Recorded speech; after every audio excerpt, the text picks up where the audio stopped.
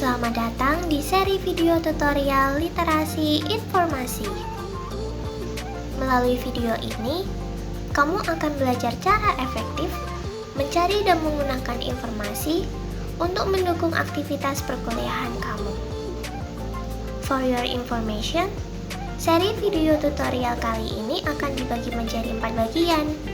So, pastikan kamu menonton semua bagiannya secara berurutan ya.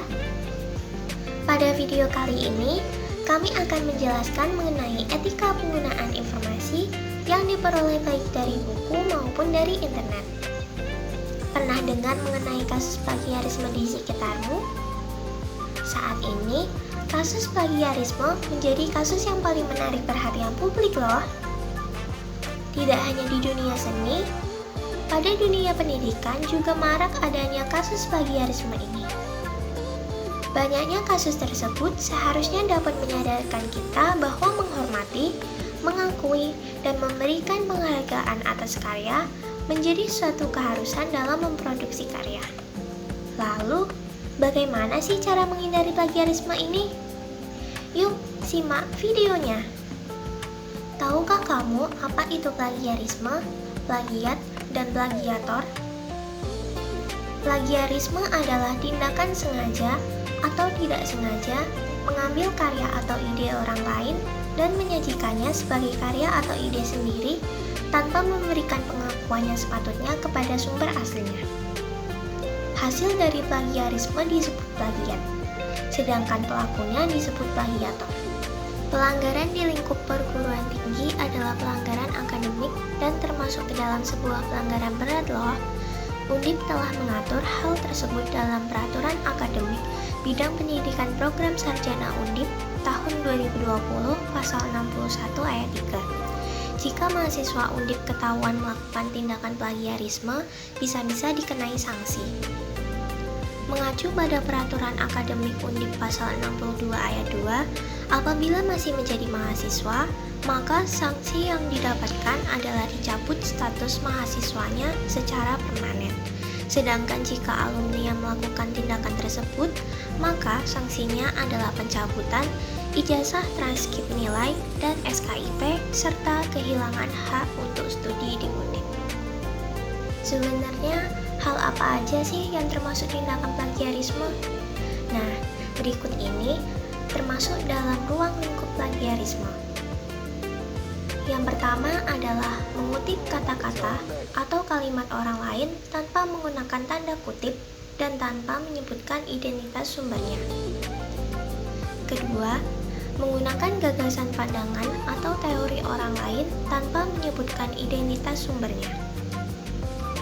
Ketiga, menggunakan fakta milik orang lain tanpa menyebutkan identitas sumbernya. Keempat, mengakui tulisan orang lain sebagai tulisan milik sendiri. Yang kelima adalah melakukan parafrase tanpa menyebutkan identitas sumbernya.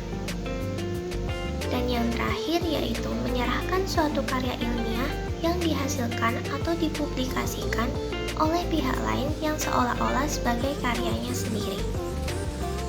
Sekarang kalian udah tahu kan hal apa aja yang termasuk tindakan plagiarisme? Yuk kita masuk ke pembahasan selanjutnya, yaitu mengenal tipe-tipe plagiarisme. Ada 4 tipe plagiarisme nih teman-teman. Tipe pertama yaitu plagiarisme kata demi kata, di mana seorang penulis menggunakan kata-kata penulis lain persis tanpa ada parafrase dan tidak menyebutkan sumber aslinya. Kemudian tipe yang kedua adalah plagiarisme atas sumber. Tindakan ini dilakukan ketika penulis menggunakan gagasan orang lain tanpa menyebutkan sumbernya secara jelas. Lalu yang ketiga adalah plagiarisme kepengarangan, di mana seorang penulis mengakui karya orang lain sebagai karyanya. Dan tipe yang terakhir yaitu self-plagiarism. Tindakan ini dilakukan ketika penulis menggunakan karyanya sendiri untuk digunakan pada sitasi lain dan juga mendaur ulang karya tersebut. Dari beberapa contoh kasus yang telah disebutkan, menandakan bahwa plagiarisme telah menjadi urgensi dalam dunia pendidikan. Oleh sebab itu, kalian sebagai mahasiswa harus menghindari tindakan tersebut ya.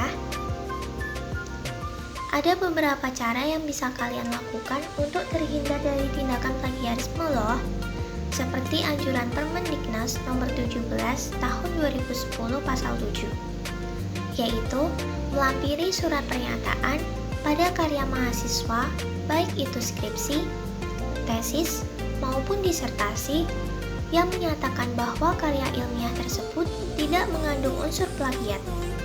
Kemudian, pimpinan perguruan tinggi berkewajiban mengunggah semua karya ilmiah yang dihasilkan di lingkungan perguruan tingginya pada portal yang ditetapkan oleh Direktorat Pendidikan Tinggi. Dan yang terakhir yaitu mengadakan sosialisasi terkait UU Hak Cipta nomor 19 tahun 2002, Permendiknas nomor 17 tahun 2010, Pera Undip pasal 61 ayat 3 dan pasal 62 ayat 2 kepada seluruh masyarakat akademis. Ada langkah yang harus diperhatikan untuk mencegah dan menghindarkan kita dari plagiarisme, yaitu dengan melakukan pengutipan dan parafrase. Ketika mengutip, seorang penulis harus menggunakan dua tanda kutip jika mengambil langsung satu kalimat dengan menyebutkan sumbernya.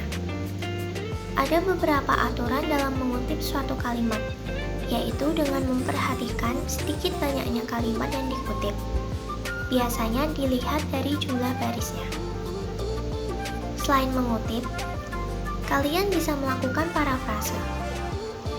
Parafrase adalah tindakan mengungkapkan ide atau gagasan orang lain dengan menggunakan kata-kata sendiri tanpa mengubah maksud atau makna ide atau gagasan dengan tetap menyebutkan sumbernya. Setelah melakukan pengutipan dan parafrase, jangan lupa selalu menuliskan sumbernya dalam sitasi kalimat dan pada daftar pustaka yang disesuaikan dengan aturan yang telah ditetapkan pada universitas masing-masing ya. Nah, ada beberapa aplikasi yang mendukung anti plagiarisme loh teman-teman. Di antaranya Turnitin, wcopy5, Viper, Blackscan.com, dan Plagium.com. Selain itu, juga ada alat bantu lain seperti Reference Generator dan Reference Manager. Reference Generator memiliki fungsi menyusun data bibliografis menjadi sebuah bentuk sitasi dengan model tertentu. Ada beberapa pilihan aplikasinya, yaitu Iturabian, Sidefast, PipMe, dan EasyPip. Sedangkan Reference Manager adalah alat yang digunakan untuk menjadi wadah penyimpanan dokumen digital, misalnya e-journal, e-book, dan yang lainnya. Beberapa pilihan aplikasinya yaitu Mendeley, Zotero, Kika, dan ReadMe. Tapi, apa sih alasan menggunakan Reference Manager? Nah, penggunaan Reference Manager ini membantu agar penulisan lebih tertata dan meminimalkan kesalahan pengutipan, memudahkan mendapatkan sumber literatur, serta daftar pustaka dapat dituliskan secara otomatis dan diatur stylenya. Pada intinya, penggunaan Reference Manager berfungsi agar dalam mengelola referensi semakin efektif dan efisien, baik dari segi waktu, tenaga, maupun biaya. Salah satu reference manager yang sering digunakan adalah Mendeley. Apa sih Mendeley itu? Mendeley merupakan sebuah perangkat lunak gratis yang membantu pengguna untuk mengelola informasi, kolaborasi, dan membuat kutipan serta daftar pustaka secara otomatis yang dikembangkan pada tahun 2007 di London. Nama Mendeley sendiri diambil dari dua penemu aplikasi tersebut, yaitu Gregor Mendel dan Dmitri Mendeleev, yang kemudian pada tahun 2013 diakuisisi oleh Elsevier. Kenapa sih banyak orang yang menggunakan Mendeley?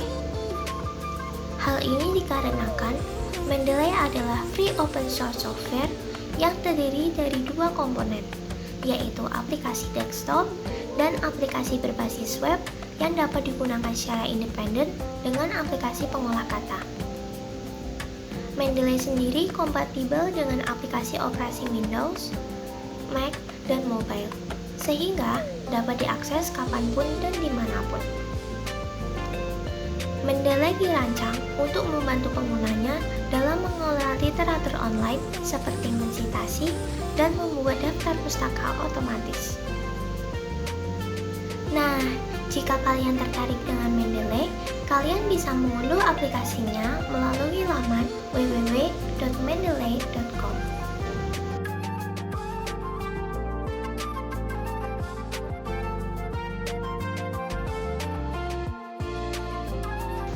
Yap, segitu dulu penjelasan tentang plagiarisme, cara pengutipan dan parafrase, serta aplikasi-aplikasi anti plagiarisme ya teman-teman. Apakah kalian sudah cukup mengerti?